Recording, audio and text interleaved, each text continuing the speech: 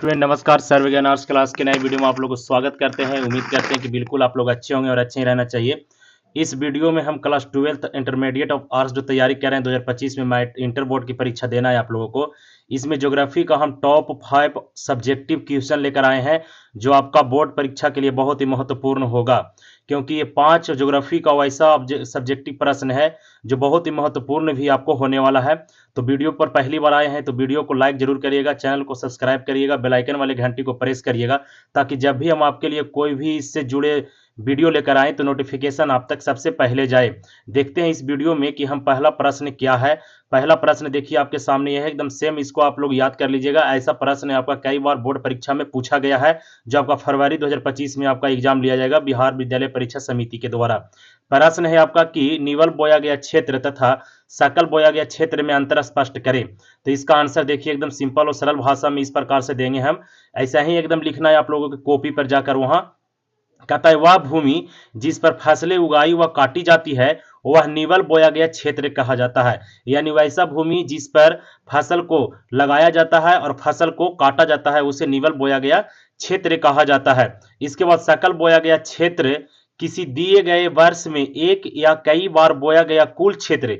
जब एक ही भूमि पर फसल 2 बार उगाई जाती है या बोई जाती है तो क्षेत्र को जीएस 2 बार गिना जाता है और इसे शुद्ध बोया गया क्षेत्र कहते हैं या तो फिर इसे सकल बोया गया क्षेत्र कहते हैं। इस प्रकार से आंसर आप लोगों को देना है। दूसरा प्रश्न आपके सामने इस प्रकार से लेकर आए हैं। ऐसा ऐसा हम टोटल 80 सब्जेक्टिव प्रश्न लेकर आएंगे केवल और केवल ज्योग्राफी पेपर से, जो पूरा वीडियो का 5-5 क्वेश्चन करके हम देने वाले हैं। चलिए दूसरा प्रश्न आपका देख सकते हैं कि भारत के 4 बड़े औद्योगिक प्रदेश का नाम लिखना है। तो लिखना है कि भारत के 4 बड़े औद्योगिक प्रदेश से, जिनमें से पहला आपका लिखना है मुंबई पुणे औद्योगिक प्रदेश, दूसरा लिखना है आपका हुगली औद्योगिक प्रदेश, तीसरा हो गया आपका बेंगलुरु औद्योगिक प्रदेश और चौथा हो गया आपका गुजरात औद्योगिक प्रदेश। इसके बाद ये सारे भी आप लोग लिख सकते हैं क्योंकि ये नाम पूरा डायरेक्ट यहां पर दिया गया है। ये 2 नंबर का आपका बिल्कुल कंप्लीट हो गया एकदम सरल और सटीक भाषा में। तीसरा प्रश्न है प्यारे स्टूडेंट कि हम अपरंपरागत ऊर्जा स्रोत का उल्लेख कीजिए।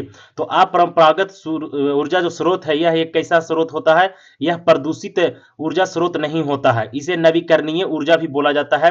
ठीक है, तो जिसमें नवीकरणीय या अपरंपरागत दे तो इसका आंसर बिल्कुल इसी प्रकार से हम लोग देंगे। इसमें आता है आपका कि सौर ऊर्जा जो आपका सोलर सिस्टम के द्वारा यानी सूर्य की ऊर्जा से आपको प्राप्त किया जाता है, विद्युत पवन ऊर्जा हवा से, ज्वारीय ऊर्जा समुद्री की उठने वाली लहरें से, परमाणु ऊर्जा जो आपका नाभिकीय केंद्र है, और बायोगैस जो आपका जानवरों के मल से तैयार किया जाता है। यह आदि नवीकरणीय ऊर्जा के स्रोत हैं। ये सभी चीज आवश्यकता एवं क्षमता के अनुसार इनका उत्पादन बढ़ाया जा सकता है और उपयोग किया जा सकता है। भारत में भी बड़े पैमाने पर राजस्थान के रेगिस्तान इलाकों में और मध्य प्रदेश के इलाका में बहुत अधिक मात्रा में सोलर प्लेट का जाल बिछाया गया है, जो आने वाला समय में भारत को बिजली की कमी नहीं रहेगी। चलिए तीसरा प्रश्न देखते हैं। तीसरा प्रश्न देखिए बहुत इंपॉर्टेंट और एकदम बिल्कुल 100% सही प्रश्न पर आए हैं। इसको जरूर आप लोग एकदम याद कर लीजिएगा क्योंकि ऐसा प्रश्न जो है इसे हमेशा पूछता है बोर्ड में। स्वेज नहर के बारे में लिखना है आप लोगों को, तो स्वेज नहर के बारे में जान लीजिए। लिखना है इसी प्रकार से कि स्वेज नहर का निर्माण 1869 ईस्वी में मिस्र में उत्तर में पोर्ट सईद तथा दक्षिण में पोर्ट स्वेज पतन के बीच स्थित है। इसका मतलब है ये पूछता है कि स्वेज नहर के 2 बंदरगाह के नाम बताइए। तो पहला बंदरगाह आपको पोर्ट सईद हो गया और दूसरा बंदरगाह हो गया आपका पोर्ट स्वेज। अब बात रहता है कि स्वेज नहर जो है इसे किन 2 महासागरों को जोड़ता है। तो इसमें लिखना है कि इसके बीच भूमध्य सागर और लाल सागर को जोड़ने के लिए किया गया है, क्योंकि भूमध्य सागर और लाल सागर को जोड़ता है। ये भी आपका ऑब्जेक्टिव प्रश्न बनाता है। स्वेज नहर यूरोप को हिंद महासागर के एक नया प्रदेश मार्ग प्रदान करता है। इस नहर को बन जाने से यूरोप और हिंद महासागर के जितने भी बगल में कंट्री है वो सारे को ट्रेड करने में यानी व्यापार करने में बहुत ही आसानी हो गया है। और लिवरपूल, लंदन तथा कोलंबो के बीच प्रत्यक्ष समुद्री मार्ग की दूरी उत्तमांशा अंतरिक्ष मार्ग की तुलना में कम गया है। बता दें कि भारत से आप लोगों को अगर जब व्यापारी करने के लिए कोई जाता था तो वो दक्षिण अफ्रीका को उत्तरांशवा जिसको केप ऑफ गुड होप के नाम से जानते हैं वहां से गुजरना पड़ता था। लेकिन ये मिस्र में जब से ये बना है तब से भारत से व्यापार और यूरोप महादेश में व्यापार बहुत आसानी से किया जा सकता है। स्वेज नहर जलबंधों से रहित समुद्र सतह के बराबर है जो लगभग 160 किलोमीटर लंबा है और इसमें 11 से 15 मीटर गहरी गहराई है। ठीक है, इस प्रकार से आप लोग अगर जो लिख दिए तो आपका पक्का है कि नंबर मिल जाएगा।